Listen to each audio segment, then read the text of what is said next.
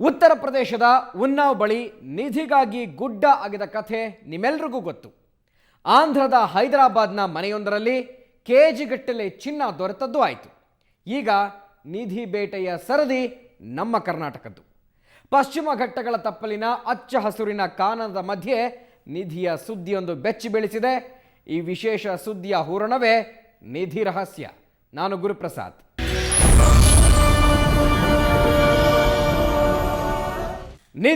ನಿಧಿ ದೇಶದ ಹಲವು ಕಡೆ ಇದೀಗ ನಿಧಿಯದ್ದೇ ಸುದ್ದಿ. ಅಲ್ಲಿ ನಿಧಿ ಸಿಕ್ತು, ಇಲ್ಲಿ ನಿಧಿ ಸಿಕ್ತು ಅನ್ನುವ ಊಹಾಪೋಹಗಳೇ ಆರ್ಭಟಿಸ್ತಾ ಇವೆ.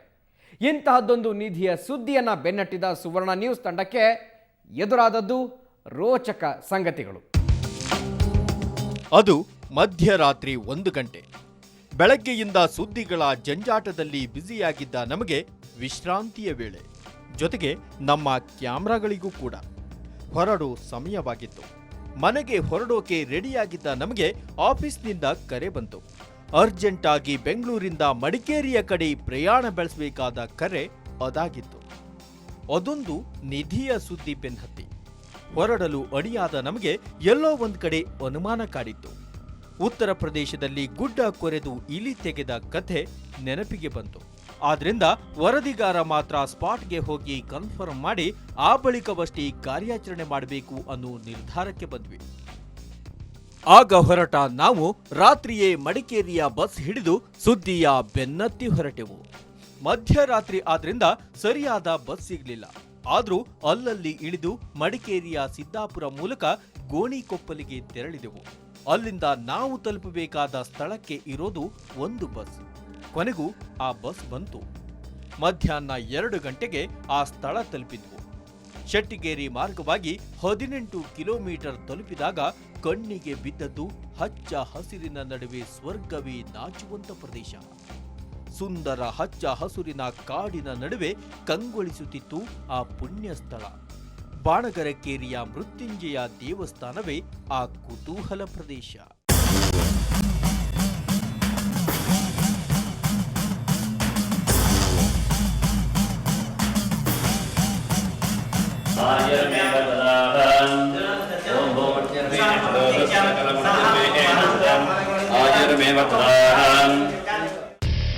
ಸುಮಾರು 900 ವರ್ಷಗಳ ಇತಿಹಾಸವಿರುವ ಪುಣ್ಯ ಸ್ಥಳವಿದು. ಕೇರಳ ಸುತ್ತಮುತ್ತಲಿನ ಭಾಗವನ್ನೆಲ್ಲ ಆಳ್ವಿಕೆ ಮಾಡ್ತಿದ್ದ ಚರತ್ಕಲ್ ರಾಜನ ಆಳ್ವಿಕೆಯಲ್ಲಿ ಉದ್ಭವಿಸಿದ ಭವ್ಯ ದೇಗುಲವಿದು. ಬೆಳಗ್ಗೆ ಪೂಜೆ ಆರಂಭವಾದರೆ ಮಧ್ಯಾಹ್ನ 1 ಗಂಟೆಗೆಲ್ಲ ದೇಗುಲದ ಬಾಗಿಲು ಮುಚ್ಚಲಾಗುತ್ತೆ. ಪ್ರತಿನಿತ್ಯ 100 ಭಕ್ತರಿಗೆ ಅನ್ನದಾಸೋಹ ನಡೆಸಲಾಗುತ್ತೆ. ನಾವು ರಾತ್ರೋರಾತ್ರಿ ಇಲ್ಲಿಗೆ ಬರಲು ಕಾರಣವಾಗಿದ್ದು ಇದೇ ದೇವಸ್ಥಾನದ ಒಂದು ಸುದ್ದಿ. ಇಡೀ ಒಂದಿನ ಅಡ್ಡಾಡಿ ಖಚಿತಪಡಿಸಿಕೊಂಡ ನಾವು ಮಾರನೇ ದಿನ ಕ್ಯಾಮ್ರಾ ಸಮೇತ ಮತ್ತೆ ದೇವಸ್ಥಾನಕ್ಕೆ ಬಂದ್ವಿ. ದೇವಸ್ಥಾನಕ್ಕೆ ಬರುವುದಕ್ಕೂ ಮುನ್ನ ಶ್ರೀಮಂಗಲ ಪೊಲೀಸ್ ಠಾಣೆಯ ಸಬ್ ಇನ್ಸ್ಪೆಕ್ಟರ್ ಸದಾಶಿವ ಅವರನ್ನ ಭೇಟಿ ಮಾಡಿದೆವು. ದೇವಸ್ಥಾನ ಇತ್ತೀಚೆಗೆ ಹರಡಿಕೊಂಡ ಸುದ್ದಿ ಸತ್ಯಾಸತ್ಯತೆಯ ಮಾಹಿತಿಯನ್ನ ಅವರಿಂದ ಪಡೆದುಕೊಂಡ ನಮಗೆ ಅಲ್ಲೇ ಒಂದಷ್ಟು ಕುತೂಹಲಕಾರಿ ವಿಷಯ ಗೊತ್ತಾದವು. ಆ ಕುತೂಹಲದ ಸಂಗತಿಗಳನ್ನ ಯೋಚಿಸುತ್ತಾ ದೇವಸ್ಥಾನಕ್ಕೆ ಬರಲಾಯಿತು. ಅಷ್ಟೊತ್ತಿಗಾಗಲೇ ನಮಗೆ ಬಂದ ಆ ಸುದ್ದಿ ಖಚಿತವಾಗಿತ್ತು. ಅಷ್ಟಕ್ಕೂ ಆ ಸುದ್ದಿ ಏನ್ ಗೊತ್ತಾ? ದೇಗುಲದಲ್ಲಿ ನಿಧಿ. ಮೃತ್ಯುಂಜಯ ದೇವಸ್ಥಾನದಲ್ಲಿ ಬಂಗಾರದ ನಿಧಿಯೊಂದು ಅಡಗಿದೆ ಅನ್ನೋ ವಿಷಯ ನಮಗೆ ಅಷ್ಟೊತ್ತಿಗಾಗಲೇ ಖಚಿತವಾಗಿತ್ತು.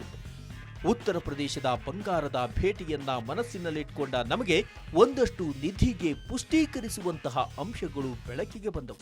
ಈಗೀಗ ಇತ್ತೀಚೆಗೆ ಒಂದು ನಿಧಿ ಸಿಕ್ಕಿದೆ ದೇವಸ್ಥಾನದ ಅಲ್ಲಿ ಗುಮ್ಮಸ್ತ ಕೆಲಸ ಮಾಡೋ ಮದನ್ ಎಂಬುವರಿಗೆ ಸಿಕ್ಕಿದೆ ಅಂತ ಊಹಾಪೋಹ ಬಾಯಿಂದ ಬಾಯಿಗೆ ಸ್ಪ್ರೆಡ್ ಆಗ್ತಾ ಅದೇ ಹೇಗೆ ಅವನ ಮೇಲೆ ಹೇಳ್ತಿದ್ದೆ ಅಂತ ಹೇಳುವಾಗ ಅವನಿಗೆ ಕೆಲಸ ಮಾಡುವಾಗ ಏನೋ ನಿಧಿ ಸಿಕ್ಕಿದೆ, JCBಯಲ್ಲಿ ಕೆಲಸ ಮಾಡುವಾಗ.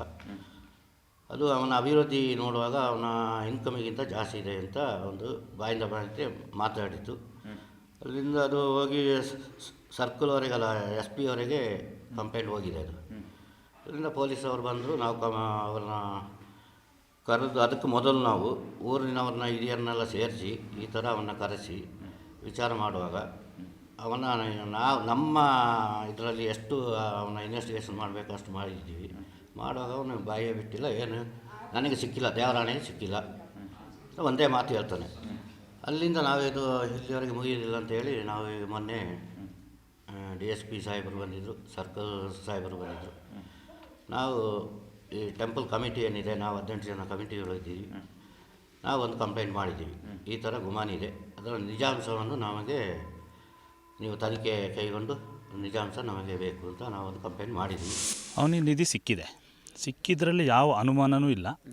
ಇದಕ್ಕೆ ಪುಷ್ಟೀಕರಣಗೊಳ್ಳುವಂಥ ಆ್ಯಕ್ಟಿವಿಟಿ ಅವನ ಹತ್ರ ತುಂಬ ಕಂಡಿದ್ದೀವಿ ನಾವು. ಅದರಿಂದ ಅವನ್ನ ತನಿಖೆಗೊಳಪಡಿಸಿದ್ರೆ ಇದರ ನಿಜಾಂಶ ಏನು ಅಂತ ಹೊರಬರುತ್ತೆ. ಅದರ ಗಾತ್ರ ತುಂಬ ದೊಡ್ಡದಿದೆ. ಅಂದಾಜು ಅಂತ ಹೇಳಲಿಕ್ಕಾಗಲ್ಲ. ಅಂದಾಜು ತುಂಬ ಅಂದರೆ 100 ಕಿಲೋದ ಹತ್ರನೂ ಇರ್ಬೋದು, ಮೇಲೂ ಇರ್ಬೋದು. 300 ಇರ್ಬೋದು, ಇಲ್ಲ ಅಂತ ಹೇಳಲಿಕ್ಕಾಗಲ್ಲ. ಅದರಿಂದ ಅವನ್ನ ತನಿಖೆ ಮಾಡಿ ಈ ವಿಚಾರನ ಹೊರಗೆ ಎಳೆಯೋದು ಸೂಕ್ತ. ಯಾರಾದರೂ ಪ್ರೊಟೆಕ್ಟ್ ಮಾಡ್ತಿದ್ದೀರಾ ಅಂತ ಅನಿಸುತ್ತೆ ಸರ್ ಅವನು ಮದನ್? ಈಗ FIR ಆಗಿಲ್ಲ ಅಂತ ಹೇಳುವಂಥ ಆಧಾರದ ಮೇಲೆ ಅದು ಯಾಕೆ FIR ಆಗಿದೆ ಅಂತ ಹೇಳೋದು ನಾವು ಮೊದಲು ತಿಳಿಬೇಕು. ಅದರಿಂದ ಎಲ್ಲ ಹೊರಗೆ ಬರೋ ಚಾನ್ಸಸ್ ಇದೆ. ಸಿಕ್ಕಿದ್ದೇನು? ಅಷ್ಟೊಂದು ಕುತೂಹಲವಾದ ಮೃತ್ಯುಂಜಯ ದೇವಸ್ಥಾನದ ಬಳಿ ಬೃಹತ್ ಗಾತ್ರದ ನಿಧಿಯೊಂದು ಅಡಗಿದೆ. ಅದು ಆ ದೇವಸ್ಥಾನದಲ್ಲಿ ಕೆಲಸ ಮಾಡೋ ಗುಮಾಸ್ತನಿಗೆ ದೊರೆತಿದೆ ಅನ್ನೋ ಮಾಹಿತಿ ಸ್ಪಷ್ಟವಾಗಿತ್ತು. ಕೆಲ ದಿನಗಳ ಹಿಂದೆ ದೇವಸ್ಥಾನದ ಕಾಮಗಾರಿಗಳ ವೇಳೆ ಈ ನಿಧಿ ಆ ಗುಮಾಸ್ತನ ಕಣ್ಣಿಗೆ ಬಿದ್ದಿತ್ತು.